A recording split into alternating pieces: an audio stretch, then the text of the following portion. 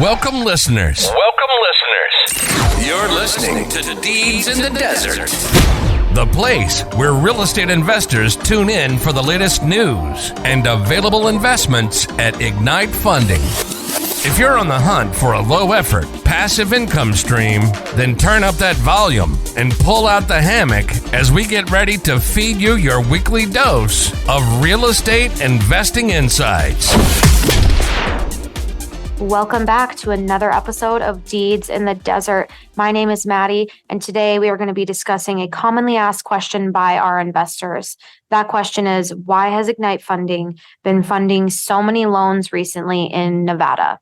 And joining me on today's episode is Carrie Cook, president of Ignite Funding, and Pat Vassar, director of underwriting. All right, Pat.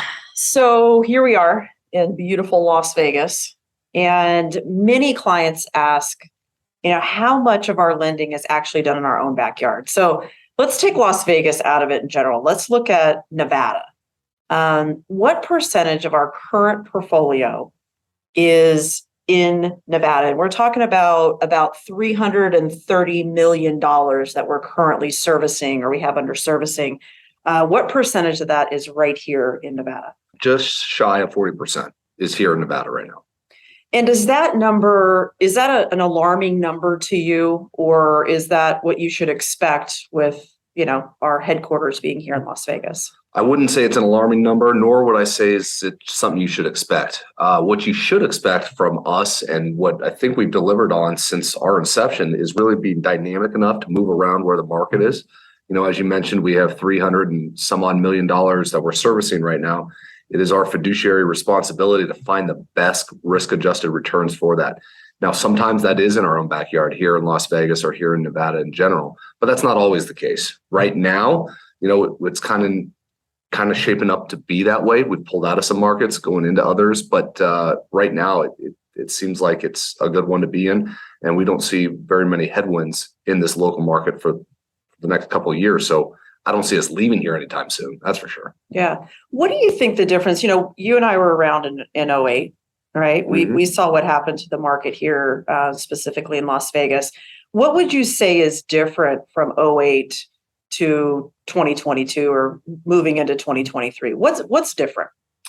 Well, a couple things are different. One is, at the end of the day, when it comes to real estate, it's all about supply and demand. At the end of the day, if there's more demand than there's supply, prices are going up. And the conversely is true. When there's more supply than there's demand for it, prices are going to go down.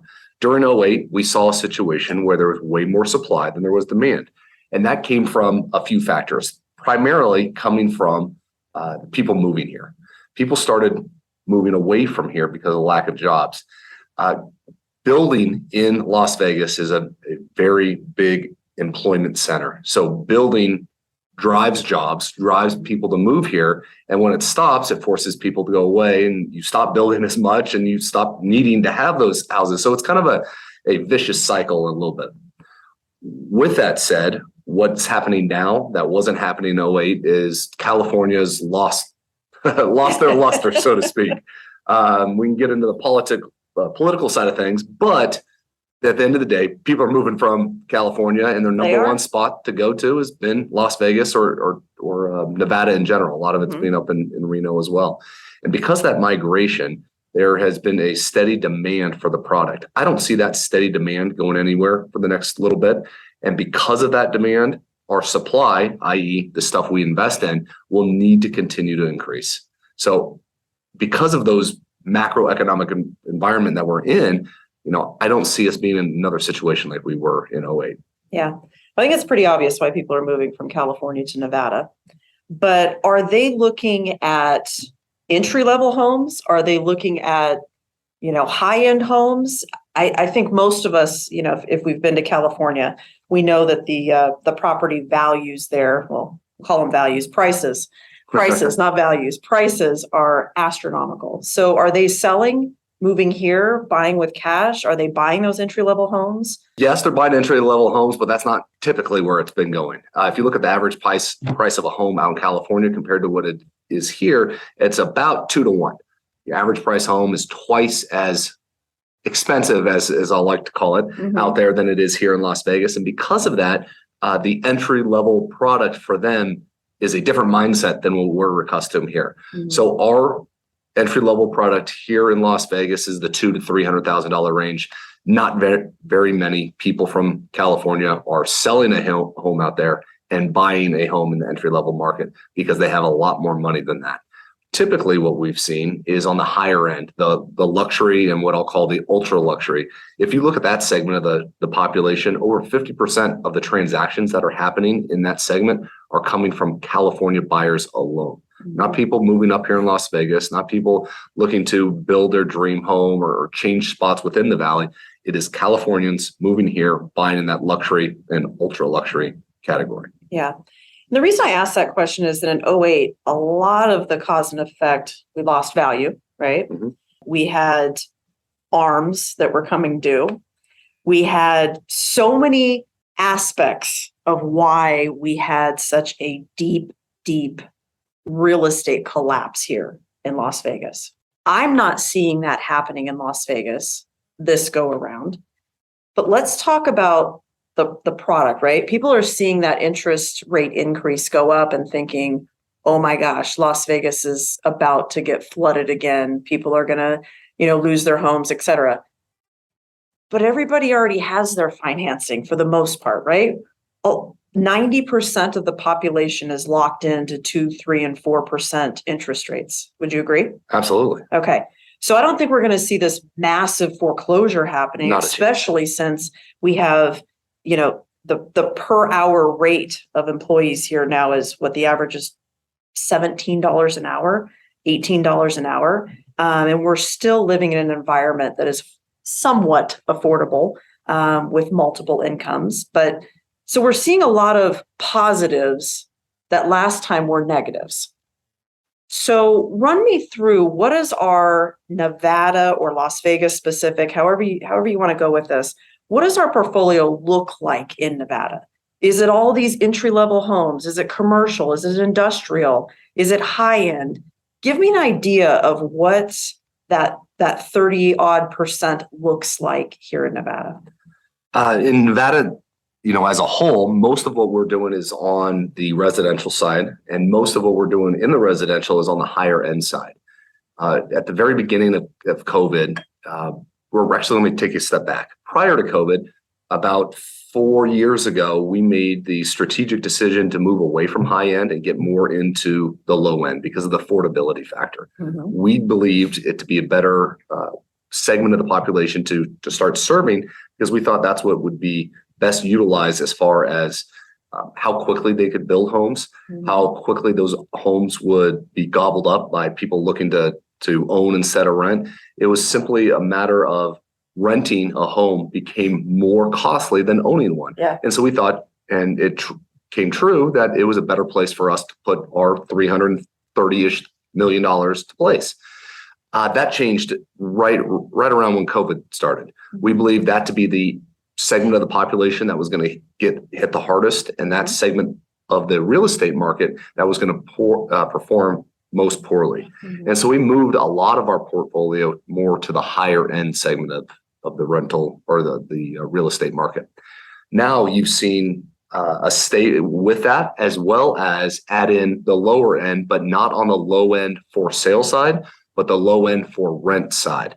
I think, and I believe we all agree here, that segment of the population is going to continue to grow as rates remain high. They are not going to be able to afford that entry level product. So the entry level home for a home buying purposes, I think is going to really stagnate and really not go anywhere for the foreseeable future. But the rental market in that entry level product is going to stay strong. We want to be in that market for the next few years. So you'll see us continue to develop relationships with borrowers that are building for rent product here in Las Vegas, and as well as other communities around the nation that have more migration coming in than people moving out. Absolutely. So break down the percentage acquisition, development, construction in Nevada. And then also, if you'll just take a minute and describe to our listeners when we say acquisition, I think some people immediately assume that it's all land. Some people will assume that it's all acquiring existing structures. What does acquisition mean to us? It's where the primary amount of money is being utilized for. So if someone's going out and buying let's say it's a house, for example, if they're going out buying it to fix it up, but a majority of the money is being spent on the acquisition, that'll be an acquisition loan. Although some money is being utilized for repairs, we don't consider a construction loan. The only time we would consider that a construction loan is when more than 30% of the money is being utilized for the rehabilitation of that asset to turn it into something better. For the most part, our loans are on the acquisition side, and almost 50% of our loans are for the acquisition. The next largest category would be development, and the smallest category for us is construction at only about 20% of our portfolio. There's a few reasons behind that, but typically the reason behind it is we like to see our projects all the way through the entire life cycle of the asset. So we will be involved with borrowers from when they acquire raw land to when they develop the raw land, while they and ultimately construct on that land.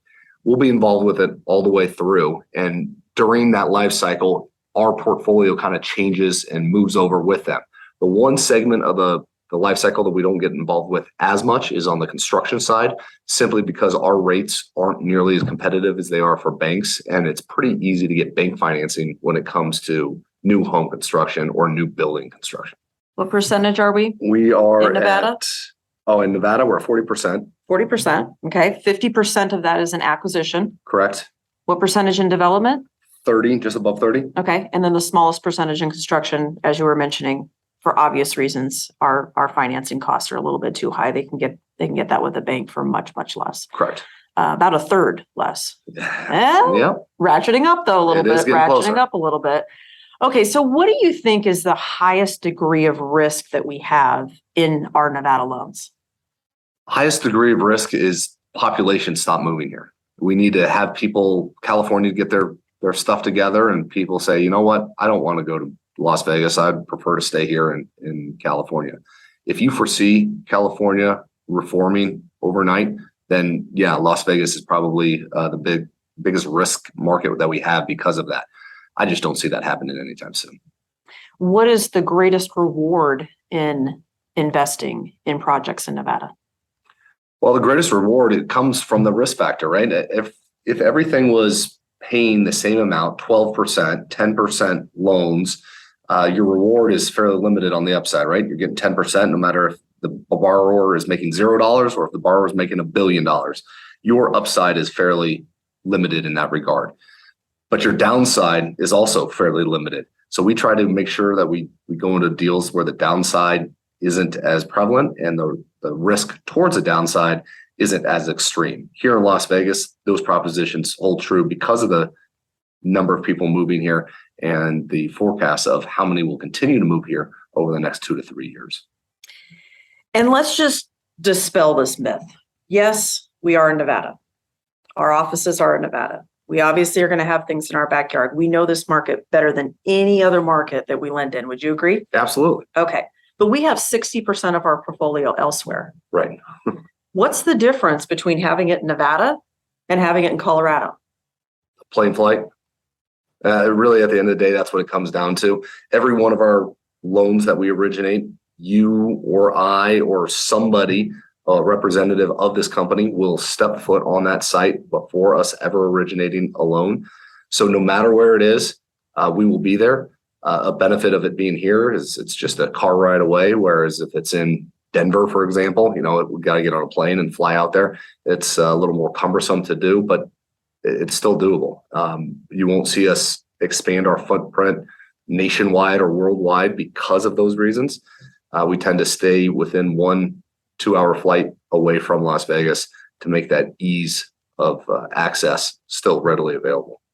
So although we have 40% right now in Nevada, a year from now, if the economics change in Nevada, it could go down, it could go up. But we've been lending here since 2011. And what have you seen as far as a change between 2011 and 2022 on the percentage of our portfolio in Nevada? Oh man, that's run the spectrum. Just looking at the numbers, the highest we've ever been is at 52% here in just Las Vegas, let alone Nevada as a whole, it was closer to 60% of our portfolio back in 2016. Our lowest mark was at the beginning of the COVID time, and that was only down to 27%. So about a quarter of our portfolio here in Nevada.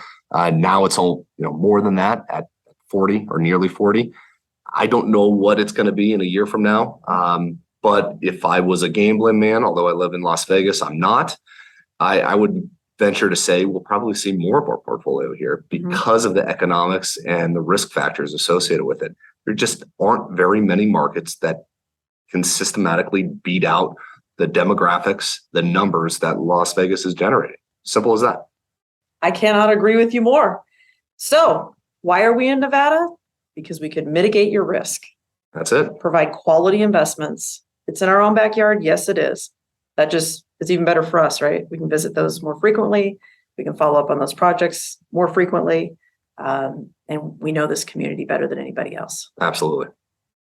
Okay, well, thank you, Carrie and Pat, for joining me on another episode of Deeds in the Desert.